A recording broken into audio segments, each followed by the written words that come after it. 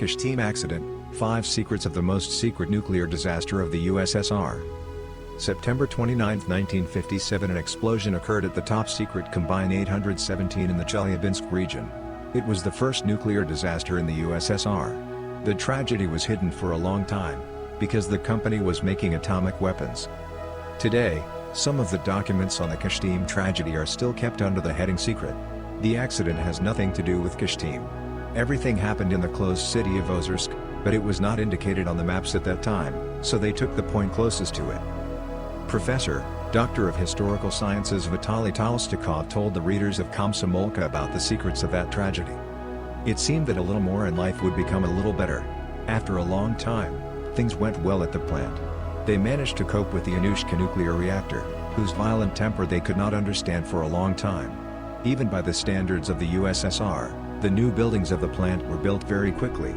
There, in top-secret laboratories, plutonium was successfully pumped into bombs.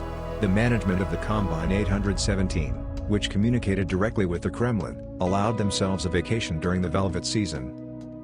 The day turned out to be warm and the residents of Baystan and this code was designated Ozersk gathered at the stadium to watch a football match. There was a rumble during the game, but no one flinched. Bahali in those parts every day, they blew up the rock to build. But that explosion got its own name, Explosion 57, the figure means the year, and became the first accident of such force in the world. 1. Construction.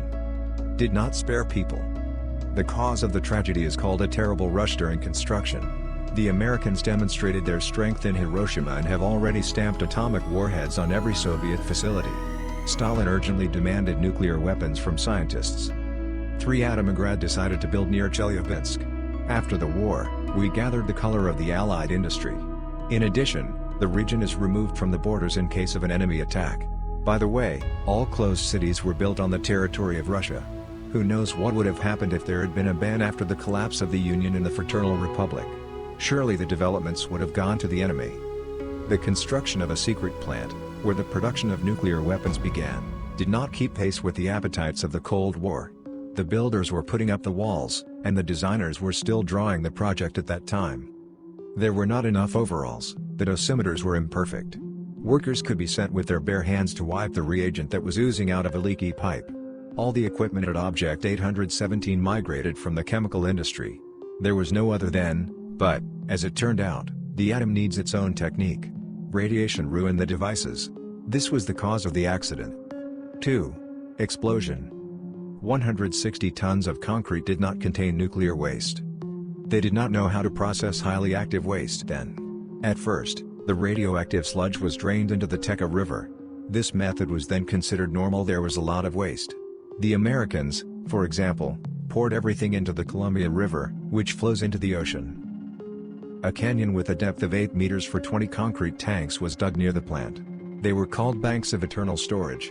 Hundreds of tons of waste were pumped there and a cooling system was installed. After all, the nuclear reaction is not fully completed and all this mass needs to be cooled. One of the cans with 200 tons of poison eventually exploded. Half an hour before that, the duty crew went down to the underground gallery to the tanks. Yellow smoke from the ground alerted. It was very hot inside. They thought it was a short circuit, but they couldn't find the problem and left. It turned out that the cooling was broken. The container boiled to plus 330 degrees. At 16.22 there was an explosion. The concrete lid weighing 160 tons, which covered the cylinder with waste, flew off to the side. The explosion damaged the lids of other containers.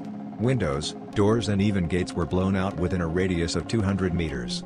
The watchdogs on the territory of the Combine raised their muzzles and simultaneously issued an alarming howl. 3. Liquidation. The soldiers were afraid of radiation. A cloud of radioactive dust rose and turned dark brown in the rays of the setting sun.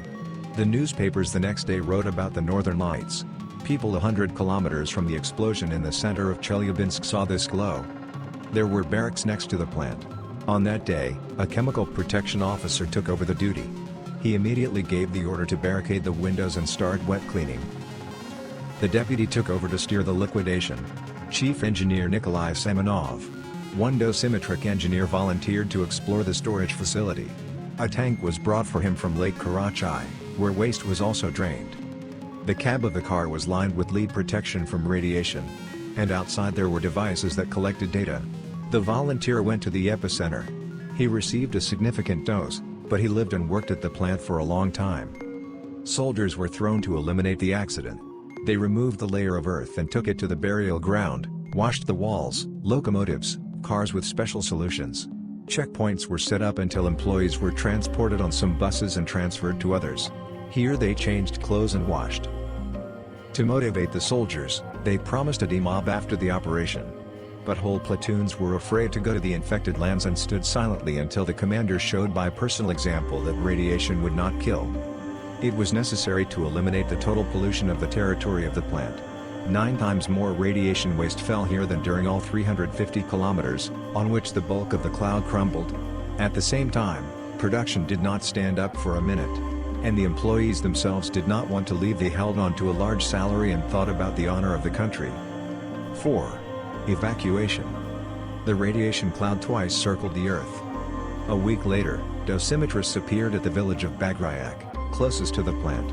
The village people lived here, and now strangers in gas masks were landing at the huts from trucks. Huge chemical protection robes dragged through the autumn slush. Machine guns hung behind his back. "Your place is dirty. We need to leave immediately," the military man croaked through the filter. The reason was kept secret.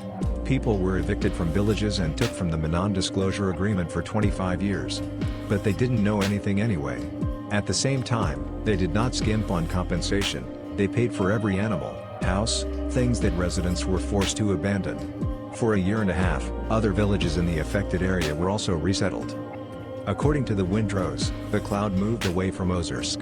The radioactive trace was carried by the wind to the Sverdlovsk region, but before the start of large cities, it had already dissipated.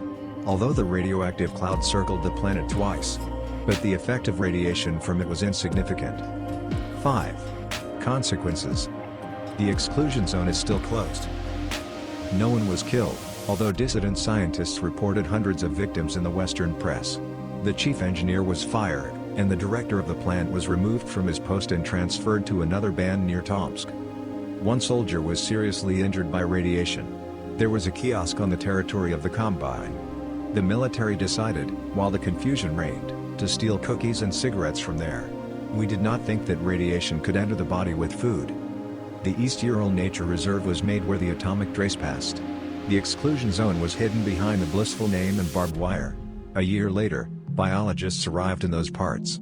It was found out that conifers are highly susceptible to radiation. They turn yellow quickly and shed needles. But birch trees are very resistant to radiation.